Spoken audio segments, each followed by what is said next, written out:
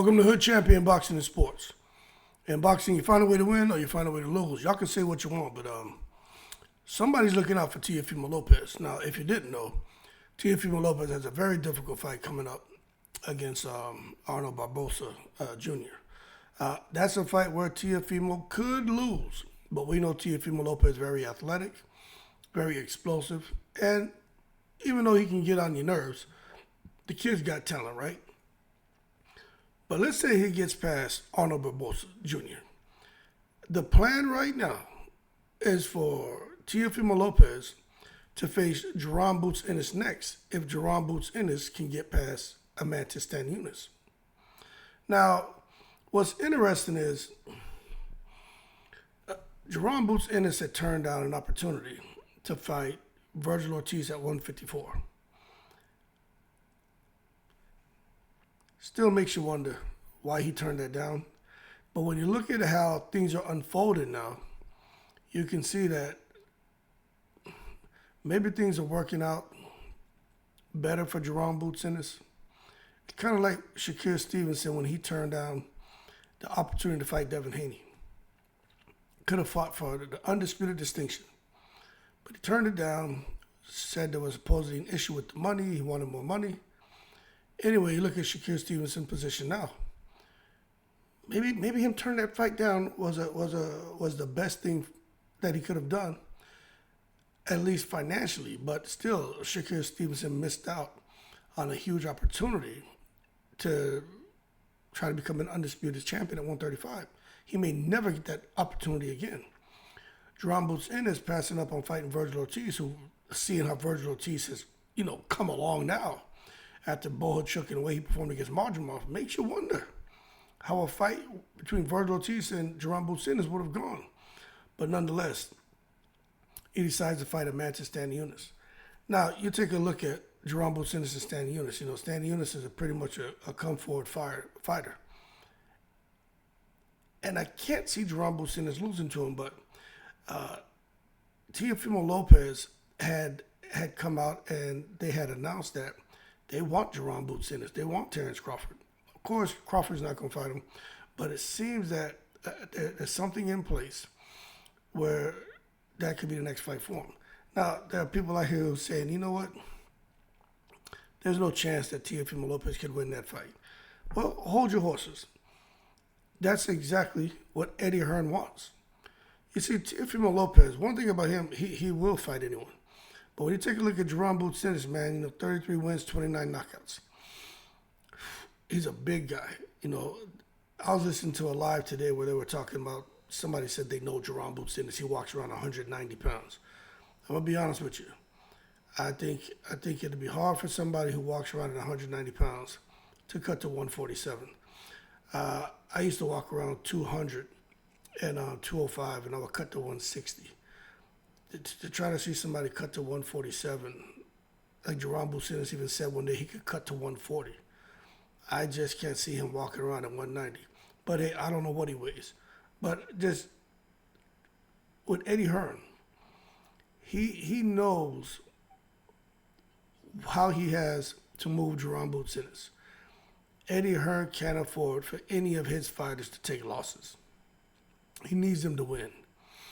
Now, of course, when Eddie Hearn is going to get on that microphone, if Boots beats Stanionis and they announce Teofimo against Jaron Boots Ennis, Eddie Hearn's going to talk about how Teofimo is a two-time ring champion and undisputed and, all this crap he's going to say to try to convince us that Teofimo Lopez is a real threat to Jaron Boots Ennis. But I'm just going to be honest with you, man. I think Eddie Hearn is under pressure to deliver significant fights for one of Matchroom's biggest U.S. attractions. Because you got to look, right?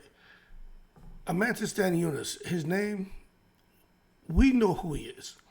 But most casuals don't know a damn thing about Amantis Stanionis. Chikadzian and Vanessian. This is what Eddie Hearn has managed to put together as fights for Jaron Boots Ennis. That's just not what it's going. That's not going to get it done because Jaron Boots Ennis As far as how those fights went with Chikazi and Evanescence, I think the way to describe those U.S. attractions were underwhelming bouts. Amanda Stanionis, who knows how that's going to go, but I think Stanionis is going to come straight forward. Boots going to put the bing bings on him. But now you start talking about Teofimo Lopez. Let me tell you something. That's going to help to get Matchroom back on the map with Jaron Boots Ennis in a significant bout with a significant name, with a fighter who has all these accomplishments, all these accolades at a young age, athletic. And that's what they're going to need. And so Teofimo Lopez, man, he and Jaron Boots Ennis is what's supposed to be next if both of them win. But again, that's a big if, you know what I'm saying? But I think it becomes even more interesting because you look at Teofimo and his Lopez and his dad, you know, and they've decided to bring on Eddie Reynoso. Now, Teofimo Lopez's dad came out and he said, look, I'm still the head trainer, but they feel a guy like Eddie Reynoso can take him to the next level. Let me tell y'all something. Eddie Reynoso's the head trainer. He just don't have the title, but he's the goddamn head trainer. But I just wonder, man, if Eddie Reynoso being on the team and seeing what he's been able to do with Canelo Alvarez, you know, it's like is Teofimo Lopez athletic enough and disciplined enough to where he can pick up on everything that Eddie Reynoso is sharing with him. Because when you watch Canelo he's not athletic. You watch Teofimo Lopez, he's athletic. The bounce, the springiness, the quick twitch, man, all the things he can do inside that ring. Canelo's not like that. Canelo reminds me of like Mike Tyson. And what I mean is very good to the fundamentals, very good with boxing. He looks absolutely amazing in there, but not very athletic. You ever watch Mike Tyson run? Try to shoot a basketball? Man looks crazy. Watch Canelo shoot a basketball, looks crazy. Watch him try to run. He's not very fluid. Watch Teofimo. When I think about athletic fighters, I think about Crawford. I think about Teo. I think about who was it? Tank Davis, Adrian Broner, Floyd Mayweather. Not even De La Hoya. De La Hoya's not athletic. You may say, oh, they're athletes, that makes them athletic. Nah, you know what I mean. I'm talking about a guy who can come out here, man, and do a goddamn back handspring. A guy who can dance. A guy who has rhythm. You know what I'm saying? And Boots he doesn't seem to be that athletic either. And what I again understand, they're athletes, so they're athletic, but they're not the kind of guys who can. You watch their rhythm and the way they move. They're not very fluid. Okay, so I wonder what Eddie Reynoso is going to be able to do with Teofimo as far as putting together a good game plan. Because look, Teofimo, he's not knocking people out anymore.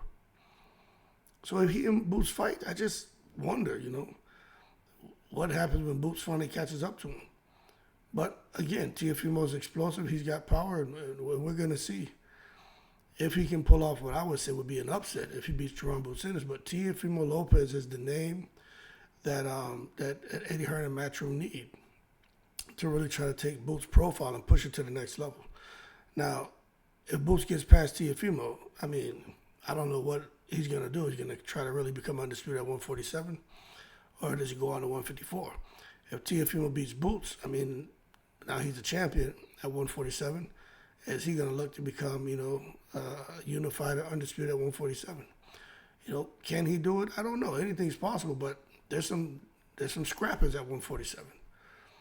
But anyway, Teofimo Lopez, Jaron Boots Ennis, that's what seems to be next.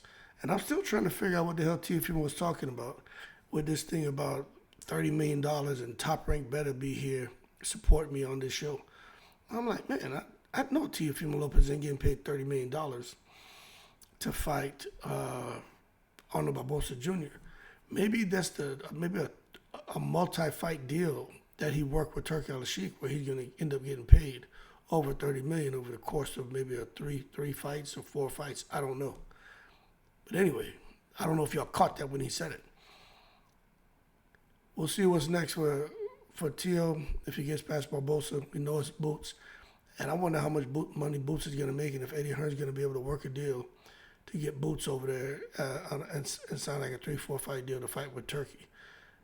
We just got to sit back and see. There's so much going on in boxing right now with Turkey on the sheet, Dana White, the Riyadh season efforts. I mean, it's just crazy. But anyway, let's see what happens. Can't wait to see it if this actually happens. But those are the rumors. And I tend to believe that these rumors are going to be true because it's not just Teofimo saying it. I heard some of those boxing analysts saying it. So on the zone, they were saying it. So they may have kind of, let the cat out the bag and shit. But hey, at least now we know what the move is for Teo and Jaron Ennis if they win their respective next fights. Y'all keep cool. I'm in the breeze.